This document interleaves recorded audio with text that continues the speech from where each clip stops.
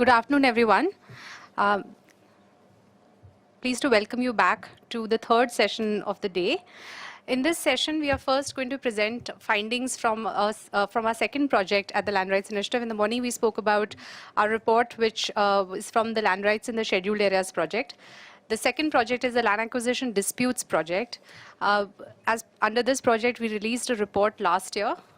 This is the report, which was a comprehensive study of all Supreme Court cases on land acquisition that have been decided over the last 66 years, both under the Land Acquisition Act as well as some findings on the litigation under the new law, which is the Right to Fair Compensation, Transparency, Land Acquisition, Rehabilitation and Resettlement Act. I'm going to call it the RFCT LARR Act. So what we want to present today is further work that we have done on these issues since last year when we launched our report, but also put it in context of the findings from this report. So the team that has worked on this study are again to my right Ankit Bhatia and Soumya Jha to my left. So without further ado, let me speak about the law and practice of land acquisition in India. Next slide. So first of all, why do we need a law of land acquisition? We all know, and we've been talking the whole morning about how land is not just an important economic resource and source of livelihoods. It is central to community identity, history, and culture. And while this is particularly true in the case of the scheduled tribes, as we have outlined in our report as well, and the panelists have been discussing in the morning sessions, but it is true also of other communities. And that is why we see a lot of protests around land when land is taken away. Now, when is land taken away? Essentially, land is taken away under the inherent powers of eminent domain of the state. Now, the power of eminent domain as it is constructed is essentially a power that the state asserts in the exercise of its sovereignty. Essentially, the idea is that we have all come together as individuals to create a state. This is the theoretical justification, whether or not it is true in practice or not. We've come together to form a state, and in doing so, we have ceded some of our individual rights to the state and allowed the state to take certain decisions in the exercise of its sovereignty. So we are no longer sovereign in a certain way. It's the state that is sovereign. And essentially, the state's power of eminent domain is one of its three powers that come from its sovereignty: the powers of eminent domain, the powers of taxation, and the power of engaging in foreign relations and so on. So these are the powers that come in. Essentially, the power of eminent domain allows the state to forcibly acquire people's land. But because this is a forcible acquisition, therefore, in order to ensure that it is not an arbitrary process, this acquisition is only to be done in accordance with the rule of law. The rule of law mandates that forcible acquisitions of land must satisfy three conditions. First, they must be pursuant to a validly enacted law, a law that has been validly enacted by Parliament or state legislature. It must be for a public purpose and upon payment of just compensation.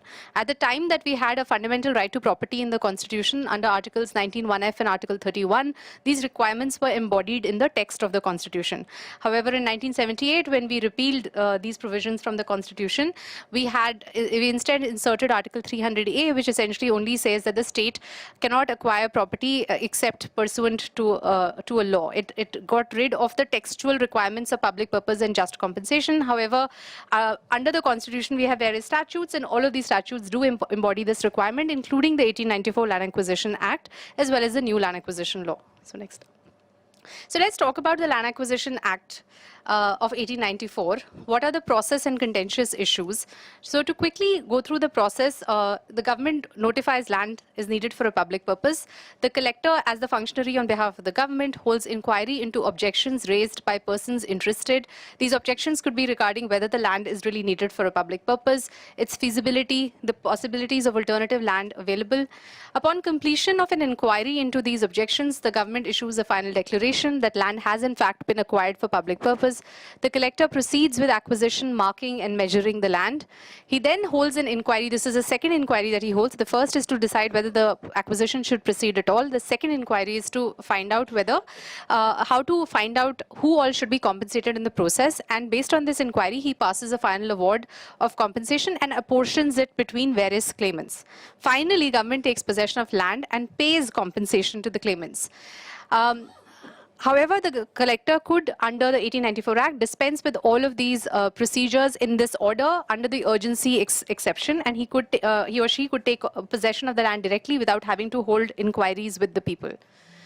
So this was the procedure, fairly straightforward,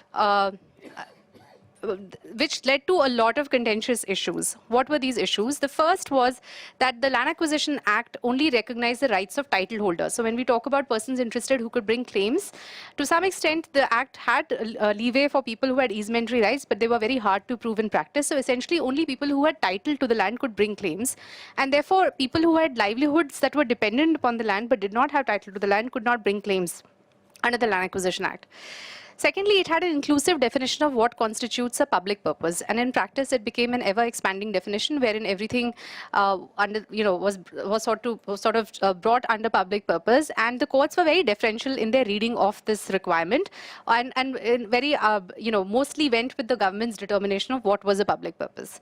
The third problem was that even though the Act said that there should be payment of market value compensation, there was no specific procedure that was prescribed to calculate this market value, and essentially what this meant was that in practice the collectors would generally pay compensation based on the circle rates, and these were much lower than those of the actual market value of the land, and this resulted in a payment of less than market value compensation in practice. The fourth problem was that of non-participatory procedure. Clearly most of the people, because they were not title holders, could not even be heard in the inquiry process, but also the way the inquiry process was conducted, it was not really participatory, and that was a huge issue with the law. And of course it's a forcible acquisition. So it's the power of the state is against this acquisition. So it's not as if you don't consent, but they still hold that it's a public purpose, they'll go ahead. Next, we saw a lot of misuse of the urgency clause, because under this clause you could dispense with procedure, and we also found that the court was quite deferential in its reading of the use of the urgency clause. So they would say things like, even if the land has taken a long time to be acquired, but if it was for constructing affordable housing for the scheduled castes and scheduled tribes, they would say that's an important government purpose. That's fine. If you haven't acquired it in time and you've used the urgency clause, that's fine. So there's a lot of deference on part of the court on some of these issues. And finally, we have this issue of multiple laws of land acquisition with different differential procedures. A few years ago, I knew that there were a lot of laws of land acquisition, didn't have a precise number. Based on our study, we now know there are 102 laws of land acquisition, 87 state laws, 15 central laws. So what happens now? Under the Right to Fair Compensation and Transparency, Land Acquisition, Rehabilitation, Resettlement Act. So after 120 years, this law was repealed and replaced by this new law. And today we are in 2018. It took some time for the government to also notify rules under this law. And of course, there has been a lot of movement in the law since then. So just to recap some of those changes. The philosophy behind introduction of this law essentially was to redress the contentious issues experienced in the 120 years of the functioning of the Land Acquisition Act, which had led to widespread public outrage because it was seen as a law which allowed the government to really step in and take away people's lands without their consent, without any social impact assessment, without proper compensation, and often in violation of the rule of law. So the purpose of the law was to create a culture of justification as opposed to a culture of authoritarianism, whereby the state has to engage and persuade the people it wants to deprive of their land of the need for doing so. It also sought to recognize the legal right to rehabilitation and resettlement as opposed to ad hoc state policies that were existing at that point in time. So different states had different policies of rehabilitation and resettlement. The previous Land Acquisition Act left it to the discretion of the collector. If he wanted to actually go ahead and do rehabilitation, they were empowered to do so, but there was no mandate, so more often than not that it didn't happen. But this actually made it a legal obligation.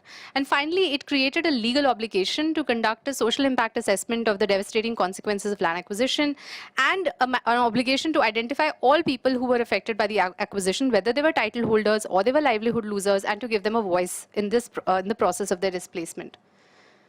So the important changes that were made by the new law to the Land Acquisition Act of 1894 was first that it broadened land losers from title holders to persons interested in the land, including livelihood losers such as tenants and sharecroppers. And I just want to note here that these livelihood losers, it's not as if they don't have legal rights, because we have a number of tenancy laws in the country which actually safeguarded tenant rights, but it's just that these laws have been ignored because often these rights, even though the law recognizes them, would not be recorded in the record of rights with the Patwari body or the local revenue official, and therefore it was not something that would even be considered in the land acquisition process because our records were not reflecting that. Secondly, the law provided, this is, I think, in my opinion, a very problematic provision. It provided a much more detailed listing of public purposes, but what this has done is that it's a very expansive list, and especially an expansive definition of infrastructure, which includes things like sports facilities, tourism facilities. It's not entirely clear whether those are genuinely public purposes or not. And in doing so, it has legitimized purposes on which there could have been genuine debate as to whether these are public purposes or not. So I think this is a problematic provision, but that's what's been done. The third provision is that it retained provisions relating to calculation of market value of the land, but it increased compensation to twice the value of average of registered sale deeds in urban areas and 4 times in rural areas. There was a lot of outrage against this provision as well, saying that it would make compensation too costly. I will get into some findings from our data which show that actually this is not too costly. And then finally, it introduced resettlement and rehabilitation awards, including provision of housing units, land for land, developed land, and employment or annuity awards if certain conditions are met as are specified in the law. Then it introduced requirements of consent of affected families and persons interested in case of acquisition of land for public-private partnerships, so 70%, and for companies, that's 80%. And it also introduced for the first time the requirements for social impact assessment of the proposed acquisition, including the conduct of public hearing and environment impact assessment. Environment impact assessments were supposed to have been conducted under the AI notification, but this law has actually consolidated the processes because, as was mentioned also in the morning, people and environment are inextricably linked in many of these communities, and they sort of have to be assessed together. It also limited invocation of the urgency clause to situations involving India's defense, national security, or for emergencies due to natural calamities to be approved by Parliament. So only in these 3 situations that, defense, national security, or emergencies due to natural calamities can urgency clause be invoked. Any other thing, you have to go back to Parliament for approval. And finally, and perhaps most controversially, it retrospectively applied the provisions of the Act to pending acquisitions under old Land Acquisition Act if certain conditions were met. So if we look into the Act and reading it with the rules that were notified under the Act, essentially what the new law did was to add 2 additional steps, 3 additional steps to the previous procedure. So the government still notifies land is needed for a purpose, public purpose. Collector holds inquiry into objections raised by persons interested to the same things, public purpose, feasibility, alternative land. But then after that, there is something called the Administrator of Rehabilitation and Resettlement who steps in and creates a draft rehabilitation and resettlement plan, which is based on the social impact assessment and panchayat and government records listing the affected people, infrastructure and land holdings and landless people. So a lot of people are sought to be brought within the framework of the law and the process of land acquisition through this administrative rehabilitation and resettlement. Then the procedure remains the same. Upon completion of the inquiry, government issues final declaration that land has actually been acquired for public purpose. Collector proceeds with acquisition, marking and measuring land. Then he holds inquiry about compensation claims and passes final award of compensation. But now another new thing is that there are also rehabilitation and resettlement awards, and then apportions it between the claimants. Finally, government takes possession of land, pays compensation to the claimants, but government can no longer dispense with this elaborate procedure under any kind of urgency invocation. It's a very limited urgency exception. In addition, in context of what we've been discussing this morning, for the first time, this law actually talks about land acquisition specifically with respect to the scheduled areas in a different way. So Section 42 mandates that as far as possible, no government shall acquire land in the scheduled areas. And if such acquisition is actually done, it must be done as a demonstrable last resort. So that's a clear legal mandate. And then in case there is acquisition or alienation of land in the scheduled areas, prior consent of the concerned Gram Sabha or Panchayat or Autonomous District Council, so Gram Sabha or Panchayat in the 5th schedule areas, Autonomous District Councils in the 6th schedule areas must be obtained in all cases of land acquisition in such areas, including acquisition in cases of urgency. The 3 exceptions that we have identified, even in those cases, we need the consent of these bodies that represent the people, the Gram Sabha, Panchayat and Autonomous District Councils. And finally, it also mandates the government that the affected scheduled tribes families should be resettled in the same schedule scheduled area as a compact block to retain their ethnic, linguistic, and cultural identity. And government is also mandated to provide free land in this new block for community and social gatherings of the scheduled tribes in recognition of their community identity. So these are definitely new obligations on the government under the land acquisition procedure, which simply didn't exist under earlier laws. Whether these are actually going to be implemented in practice is for us to wait and watch. But there's definitely a legal obligation here. So now, based on this, I'd like to present some findings of the contentious issues. We knew in the discourse that these were the contentious issues with respect to the Land Acquisition Act. And then we did this study over a period of 2 years, which looked at all 66 cases before the Supreme Court from 1950 to 2016. So it was a data set of 1,269 Supreme Court judgments, the findings from which are in this report. But just to share a few of those findings which are relevant to the analysis of the litigation under the new Act.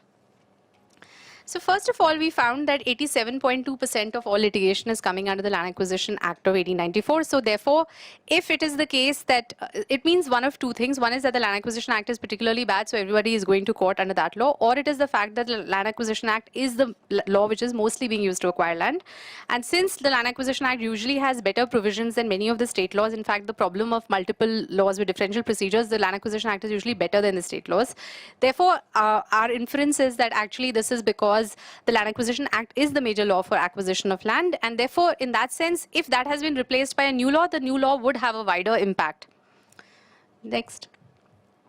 What we found was that in these cases, the average judgment time period from notification, that's the Section 4 notification, the original notification by the government that land is acquired for a public purpose, up until the judgment of the High Court. So this is either in two scenarios, either where, in a compensation case, a party will generally go first to a lower court and then to a High Court. But in the cases where there are procedural irregularities, you can go directly to the High Court. So depending upon whether you've jumped that loop, but on average, it takes about 15 years for a case to proceed to judgment by the High Court. Now, this is not all the time that is during judicial pendency, because the government takes years to complete processes which would then lead a litigant to go to court. And it's not possible from the data to segregate the two, but it just gives a sense that administrative processes and judicial pendency are both extremely high in this. And then from the High Court judgment to the Supreme Court judgment is about 6 years, and therefore an average from a notification to the Supreme Court judgment is 20 years. What that means is that when we try to plot from this a decade-wise distribution of initiation of land acquisition proceedings, we can clearly see that land acquisition is increasing and litigation on land acquisition is increasing over time. The graph that is going downwards doesn't indicate that litigation is going down, because we know if it's 20 years from notification to judgment, and this period only, these entry points only indicate the point of initiation of acquisition. So cases that were probably initiated for acquisition in the 90s haven't necessarily come to judgment yet, or must just be coming. So we'll have to wait. So there's a 20-year time lag between our ability to ascertain from the existing litigation what acquisitions are going on. And this has a lot of relevance to the Section 24 provisions that we are going to talk about later. Next.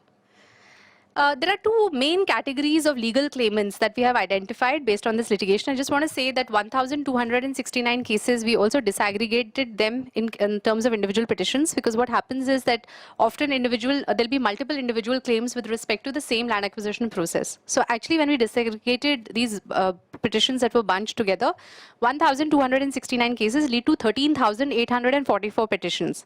So this analysis is of 13,844 claims that were brought by individuals.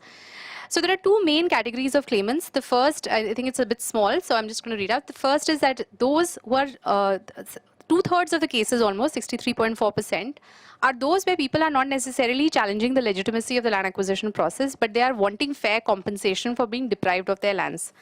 Now, this doesn't mean that they may not have challenged the legitimacy of the land acquisition process at an earlier stage. We just know that before the Supreme Court, that's not what they are challenging. They are wanting fair compensation because we are confined to the judgment of the Supreme Court.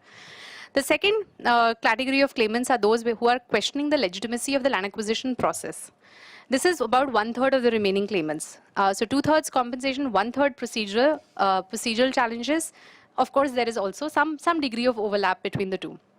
Now, within the people who are challenging the legitimacy of the land acquisition process, there are four Well, there are four categories of people. First are those who are challenging the constitutional validity of the land acquisition statute. Now here, basically people are saying that Parliament has not complied with the rule of law, or state legislatures have not complied with the rule of law in the way that they have drafted their provisions for land acquisition. That's only 5% of the cases, because you would think that the lawmaking body of the country is going to comply with the rule of law. And so that makes sense.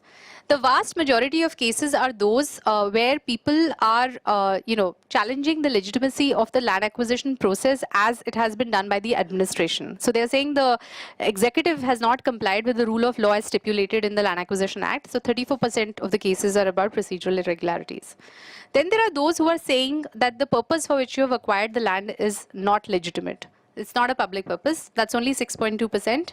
And then finally, there are those who challenge the invocation of the urgency clause, and that's 5.6%. Now, this was also interesting because in the narrative, there was a lot of discussion about how the urgency clause is being rampantly misused, but in the litigation, actually, we don't see it being litigated as much.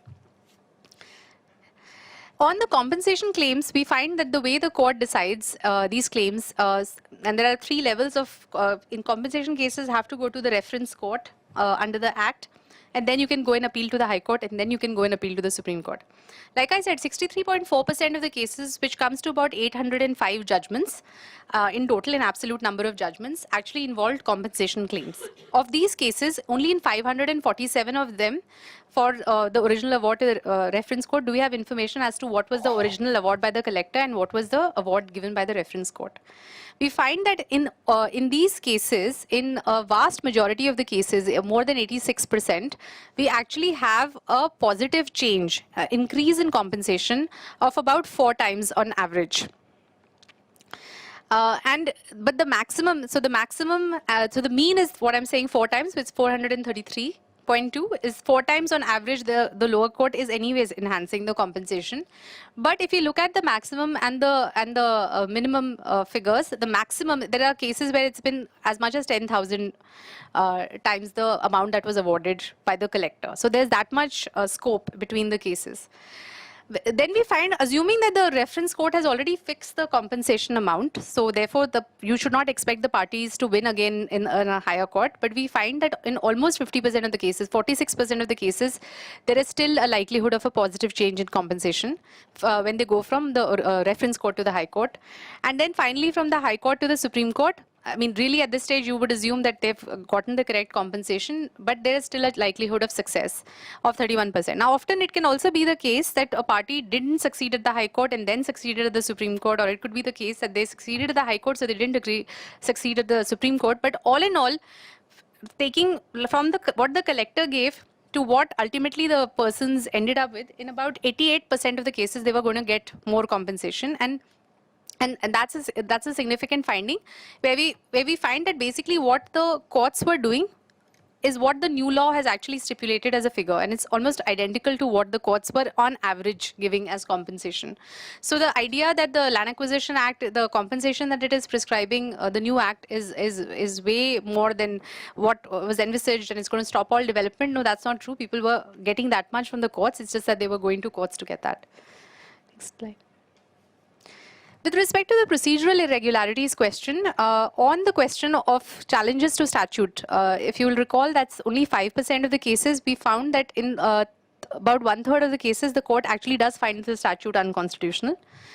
With the bulk of the challenges was regarding the administration of the procedure by the executive. That was 34% of the cases. And there we find that in a majority of cases, 57.3%, the court actually says, yes, there was procedural irregularity and it quashes the acquisition. So the success in litigation is for a majority of the procedural irregularity cases, and definitely for a majority of the compensation, more than a majority of the compensation cases, more than 89%, people are going to succeed if they go to court.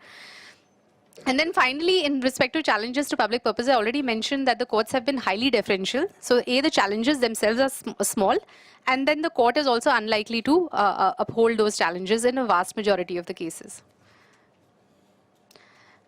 So this is just reflecting what I mentioned earlier, that most of the cases, the majority of the cases were actually bunches of petitions, and that translates to 13,884 cases. I'll now hand over to Ankit to speak about the purpose-wise distribution of cases and district and state-wise distribution.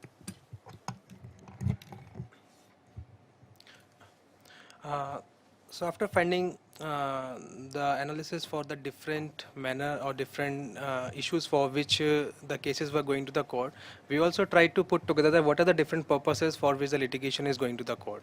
And so this is an analysis in the graph that is for 1269 cases. It's an analysis on the basis of number of cases, not on the basis of the petitions. So in around 30% of these cases, we do not have this information because simply we could not decipher this information from the text of the judgment. So what we are going to speak about is only about the 70% of the cases from which we were able to decipher some sort of information. Out of this, the majority of the purpose for which the litigation is for the plan development. So plan development is basically the acquisition which is for the urbanization. So urbanization for the town planning, for the expansion of the cities and for providing the urban amenities, all those count under as the planned development, and they constitute around 16% of the litigation. This is being followed by litigation for housing, industry, highways, bridges, power, and then defense. So in this way, if we see, and there is also a category of others. Other is the category in which we are not able to, there are a small number of cases, for example, for some building some police station or some vegetable market, all those kind of different purposes. We have clubbed them and they are reflected as 11% of the total number of cases. But planned development is the biggest category, and this we will see like when we break this data into district and the state level, that this is in conjunction with what we will find in the coming slides. So now after understanding what is the purpose for which there was litigation, we are trying to understand which are the states from which majority of this litigation is coming. And this one is for at the level of the petitions, like as mentioned earlier, 1269 petition judgments leads to around 13,000 petitions. And we find the maximum number of petitions are coming from Haryana, followed by Uttar Pradesh, Karnataka, and Punjab. And if we see and try to correlate that these are the states which are these are the states with extremely high per capita incomes in our country. They are not the poorer states of our country. They are generally the richer states of our country, and that is where the maximum amount of litigation that is coming from. Next. We further disaggregated this data at the level of district, that within the states from where, which are the regions from where the litigation is coming. And again, as you see, then most of these districts are basically major urban centers, or they are the capital cities of the state. Gautam Budh Nagar has the highest number of litigation of 1245. This is Noida, in proximity to Delhi. That is followed by Cuddalore, Mysore, Bhatinda, Gurgaon, and so on. And if we see Indore, Ahmedabad, Bangalore, they all are the capital cities. So the narrative that we find that the planned development is one of the reasons for which the maximum amount of litigation is coming is also supported by the fact that this is the districts from where the maximum amount of litigation is coming. It is not the rural areas, it is not the tribal areas from where the litigation is coming, it is from these major centers.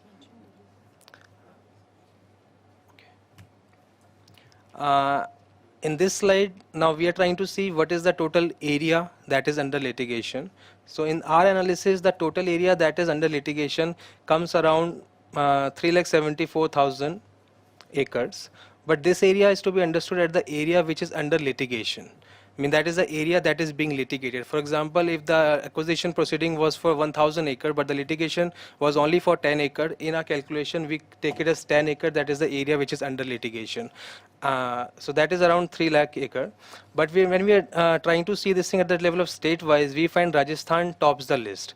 Although Rajasthan does not have a high number of litigation that is coming from there, but in terms of area, the Rajasthan has a very high number of area which has come under litigation, and this is primarily because there was some large-scale acquisition that was done for defense purposes in Rajasthan.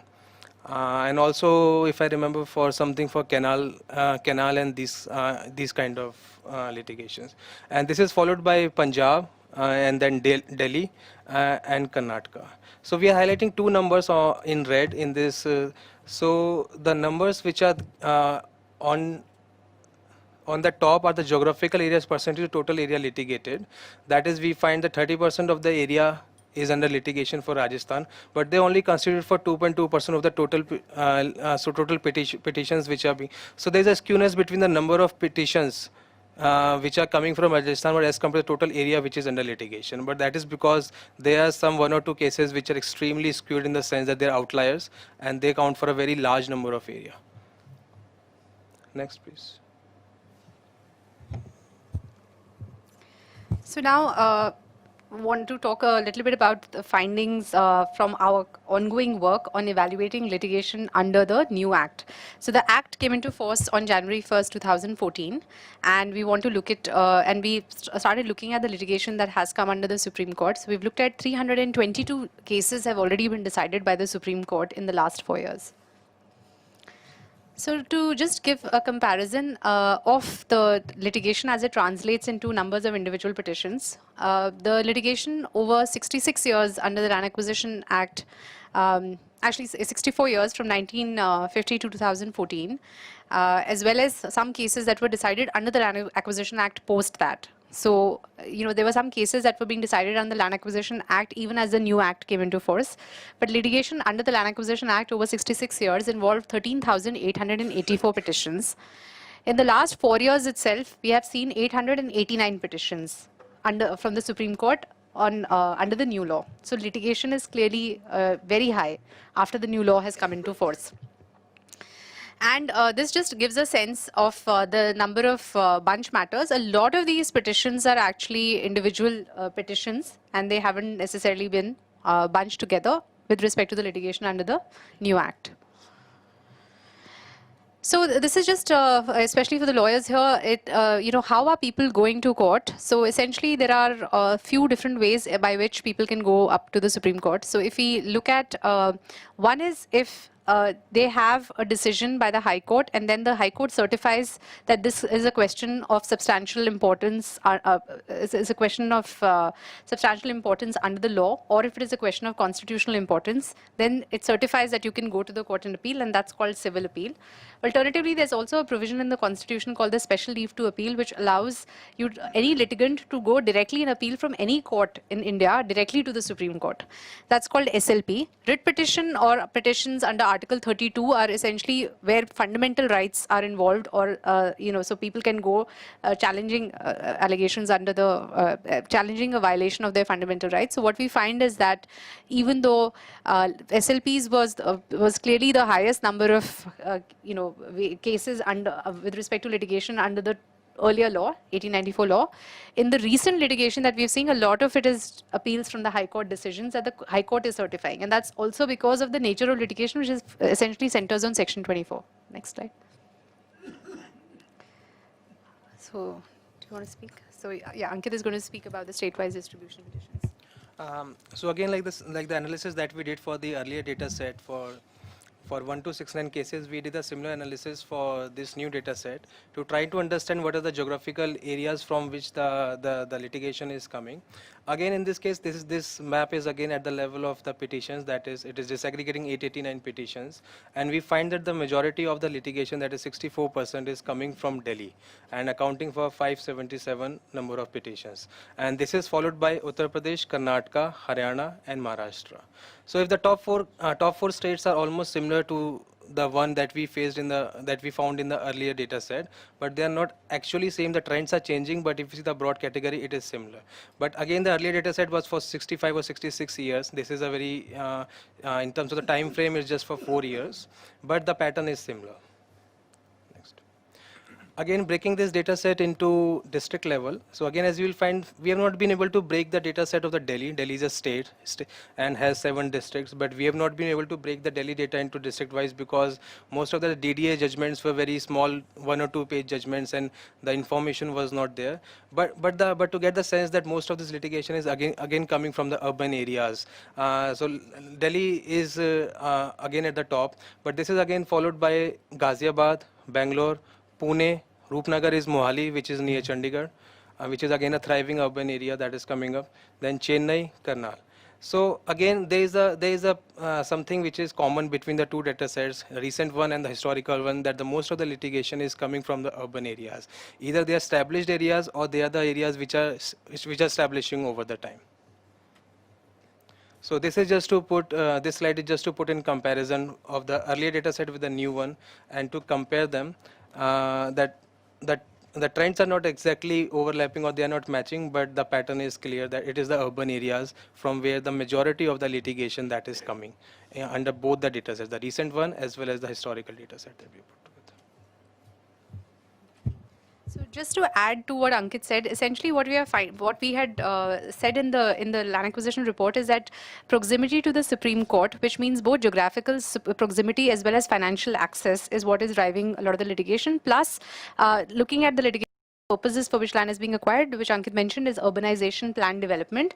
But also some of the other districts are important commercial centers. So industrialization and planned development is what's driving the acquisition and driving the litigation. The ability to go to the Supreme Court. So we saw a lot of litigation is coming from Delhi. It was the second district if we club it together because it's hard to disaggregate. In the overall litigation, here it's the first and by far the most. But clearly, like the Supreme Court is in Delhi and the Delhi litigants are the first off the mark and they get there, and then Haryana and Punjab litigants get there as well. I just also want to, because of paucity of time, I'm not going to disaggregating the litigation data, but UP and Karnataka are very interesting as well because while we find that Punjab and Haryana are where most of the compensation claims are coming from.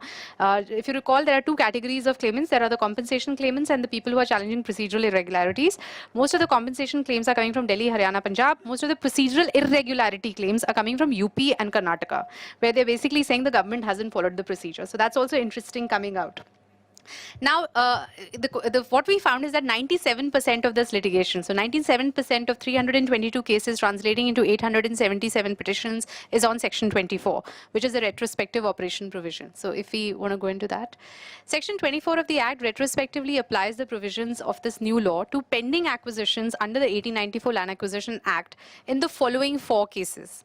The first case is where when the 2013 Act came into force, if the compensation award had not been made to the claimants, then land losers would be entitled to the enhanced compensation under the new law. That's condition number 1. The second condition is where the award of compensation was made in this pending acquisition, but 5 years have passed and physical possession of the land has not been taken. Then in that case, acquisition proceedings would lapse. And the government, if it wants to acquire the land, will have to reinitiate acquisition proceedings. The third instance is where the award of compensation was made 5 years prior to the Act coming into force, but compensation was not paid. And this is an important question because that's really been driving the bulk of the litigation before the court. Then acquisition proceedings would again lapse, and government would have to reinitiate acquisition proceedings. And finally, we have a situation where award of compensation was made, but compensation for a majority of land holdings had not been deposited in the accounts of beneficiaries. And I've italicize these words because again this is what is driving the controversy in litigation at the Supreme Court. Then all beneficiaries, if majority of beneficiaries have not had compensation deposited in their accounts, then all beneficiaries would be entitled to compensation under the new Act. Now the consequence of, if you see of these 4, so there are 4 conditions, in 2 of those conditions then you get enhanced compensation under the new law. In the 2 other conditions, acquisition proceedings lapse and you have to start the whole process again. Now, here I just want to note that the internal morality of law, which requires that laws be certain and of general application so that people know what they are expected to do under a law, the internal morality of law mandates that laws should be prospective and should be certain in meaning. Therefore, retrospective operation is from a legal and jurisprudential standpoint inherently iniquitous and inefficient and should be discouraged at all times. However, the makers of the Land Acquisition Act, especially Jairam Ramesh and Mohammad Khan in their book, have specifically mentioned in the making of the Act that the reason why they made an exception in this particular case is because they wanted to redress historic injustices under the Land Acquisition Act. So that was the reason why they went against this general rule in the law that you don't make things retrospective, because people should know what is applicable to them at the time that the law has been drafted. Now, here we find that if you look at the litigation under those 4 conditions, then we find that 76% of the litigation is coming under the provision where acquisition has been made under the old law, compensation award has been made, but compensation has not been paid and 5 years have passed. The other categories, we are not seeing that much litigation. It is this category which is actually seeing the bulk of the litigation. So, next one. And within this category, for the high courts, we don't actually have data in a lot of the cases, but in the cases that we do have data, in almost all the cases, they are invalidating the acquisition when the compensation has not been paid. And then in the Supreme Court as well, where we do have the information, 92.5% of the cases, the court is invalidating acquisition. So just to put it all into perspective, out of 322 judgments, 76% of those judgments are dealing with this one issue of the compensation not being paid and therefore acquisition proceedings lapsing. and the Supreme Court is upholding the claims of litigant land users in 92% of the case. This was the situation until February of this year. Then what happened? Essentially, we had a decision by the court in a case called Pune Municipal Corporation, which came out in 2014, which essentially said that paid in Section 24 means that the compensation must actually be received by the beneficiaries. And there are two ways of giving compensation to the beneficiaries. Either they've already, the government has paid it to them and they've taken it and there's no dispute around that. What if the government is not able to identify the beneficiaries or the beneficiaries refuse to accept the compensation? Then they use the Section 31 provision under the 1894 Act and said if we read them together, because it's not clear under this law what it means, but if we read it in light of the 1894 Act, then deposit in accounts of beneficiaries means deposit in court. So either you pay, or if they don't take it, then you pay it in court. And then your obligation, you the government, you've satisfied your obligation.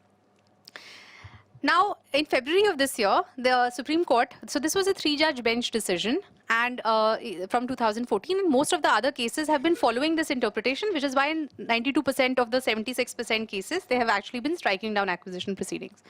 In February of this year, in the Indore Development Authority case, another 3-judge bench of the Supreme Court has sort of tried to overrule this provision, except that they didn't have the authority to do so, because you can't overrule the decision of a bench which is the same bench strength as the decision of your bench. But essentially they said deposit here means deposit in treasury. As long as the government has deposited the amount in the treasury, which is really, in a way, it's kept it with itself, then that's deposit in accounts of beneficiaries. And if the government has done that, then that's enough. They don't need to deposit in court, and the acquisition proceedings will not be quashed. And in doing so, they ruled Pune Municipal Corporation per incurium because, like I said, they can't overrule the decision of a same bench. So they said, actually, this decision is per incurium, which is a Latin term, which essentially means that it has been rendered in ignorance of the law. So if it has been rendered in ignorance of the law, they said they haven't looked at a bunch of rules that are applicable under the Land Acquisition Act, and essentially they said that this decision is not good law, and what we are saying is good law. This affects 97% of all decisions under the new law have been on Section 24. 76% of these will turn particularly on this issue. That is 235 Supreme Court cases that have already been decided in this period would be undone if this interpretation is accepted. And of course, more than 1,000 High Court cases. So actually, we are working on unpacking High Court data as well, but that process is going to take some time. So with all this controversy, especially like issues about discipline within the court and so on, eventually on March 6th, the Supreme Court referred the matter to a constitution bench. In an interview with Live Law, I've actually dealt with this issue in detail. So if you want to know more, that might be a place to go. Also interesting is the fact that the Supreme Court is also hearing an appeal filed against the Gujarat High Court decision in the Reliance Industries case. This decision came out in November 2017, and it's a very important case which a constitution bench has to hear because Reliance had argued that Section 24, which is the retrospective operation clause, is unconstitutional. Now, the Gujarat High Court said Section 24 is constitutional, but it said that it does not apply to acquisitions by companies. And I think that this is particularly interesting in light of what Sridhar was saying in the afternoon about how, the whole corporate intervention and how the governmental acquisition and so on. So the question then is that if you exclude it from acquisition by companies, then how much of it do you exclude? So this matter is also before the Supreme Court, and I'm informed that it was listed by mistake, but now because of the reference to the Constitution bench, all land acquisition cases have been stayed. It's the same Constitution bench which is hearing the Aadhaar matter, which is going to hear this case, and the Aadhaar hearings are continuing, so we don't expect anything is going to happen for the next 2 months. So the law is in flux. Up until then, we just don't know. All proceedings in all courts have been stayed. And like I said, in this case, land losers have contested this interpretation of the Gujarat High Court before the Supreme Court. So to conclude, based on the work that we did on the Land Acquisition Act of 1894 and this recent study, what we can say is that the new law partially, that there is first of all, there is a grave imbalance of power between the state and individuals, especially when the state is able to forcibly take away people's land. And that was persisting under the 1894 Act. What the new law does is that it partially redresses this imbalance of power through expanding the category of legal claimants from title holders to livelihood losers, and by bringing the compensation provisions under the Act in accordance with current realities. It also does this by introducing rehabilitation and resettlement as a legal entitlement, and by introducing provisions for consent and social impact assessment, although these have been done away by many state amendments. Tamil Nadu was the first off the mark, but Telangana, Jharkhand, Gujarat, they have all passed amendments in line with the central ordinance to do away with social impact assessment and consent for a majority of projects. But both our 2017 report as well as the litigation that we've studied now shows that a vast majority of legal disputes are due to administrative non-compliance with existing procedures. So the reason why it said that 5 years is the time within which you should have done all these things, otherwise acquisition proceedings should lapse, is because under the 1894 Act, if everything is done according to time, that is the amount of time it should take to complete an acquisition. But both based on our data where we have notification to High Court judgment is 15 years, of which several years is the administrative process, nobody was complying with the timelines that were stipulated under the Act. So that we find even in our new study. And therefore, we can clearly say that even the new provisions that are trying to redress the imbalance of power between the state and private individuals are not going to work to redress these existing inequities, minus administrative reforms, including greater transparency and accountability of government to act in accordance with the rule of law, and administrative and bureaucratic reforms, including skills training, so that many of the cases also involve procedural irregularities where things could have where wrong notice was given because the people who are actually giving these notices are probably not trained to do their job properly. So we need both skills training, but we also need more willingness on part of the government to act in accordance with the rule of law, and more transparency and accountability of government. And I think that also came out in the morning discussions about how policies and laws are one thing, but what is the administration doing and how do we change administrative behavior.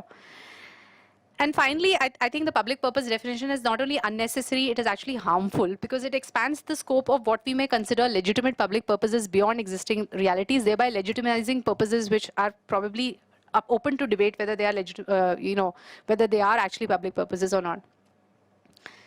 So therefore, the new act has to be supplemented with the kind of legal and administrative reform I've mentioned. In addition, we also need to improve land records, remove title disputes, record the property rights of livelihood losers. These are not just livelihood rights. There are property rights which recognize tenancy rights, rights of sharecroppers, and so on. The laws guarantee them. Records of rights do not, the land records do not recognize them. We also need accurate price reporting and circle rates and registration of sale transactions. A lot of the litigation is about this because the government uses circle rates, even though the court says you should look at sale deeds, but then which sale deeds do you look at, etc. So we need to actually bring some kind of, uniformity within the circle rates and what is actually prevailing in the market. Finally, if the Supreme Court upholds Pune Municipal Corporation, we will see that litigation under Section 24 will continue to rise. Already we have seen more litigation in these last 4 years on average than we have seen in the last 66 years. The vast majority of land losers under pending acquisitions will however, if the Supreme Court overrules it and accepts the Indore Development Authority interpretation, then the vast majority of land losers under pending acquisitions will lose their ability to file claims. So a lot turns on the Constitution Bench's judgment on what will happen to litigation under the new law. But it may not completely eliminate this litigation because people will still seek to take benefit of the provisions on a case-by-case basis. Also, as Ankit highlighted, a lot of the litigation is coming from resource-rich areas. So they may use their resources to creatively interpret the law to push forward their claims. So litigation will continue. A lot of litigation if Pune Municipal Corporation is adopted, perhaps less litigation if Indore Development Authority is adopted. But is litigation a good thing or a bad thing? So as I understand it, litigation means that people have rights because only if they have rights can they go to court, and they have the ability to enforce those rights. So there are two preconditions for that. Therefore, often economists like to think, and we had Ram Singh here last year, whose work has been about how litigation is inefficient and is inequitous. I'm not necessarily of the view that litigation is inequitous because if in the case of a state which doesn't comply with the rule of law, the only resort that you may have to get an equitable, land rights claims actually to go through litigation.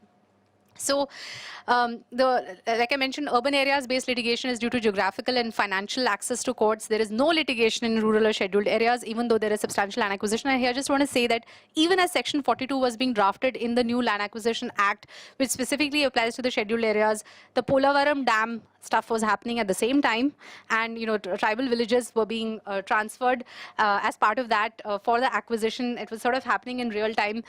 So it was included as a provision in the law, but it is not clear whether that actually was something that was being implemented.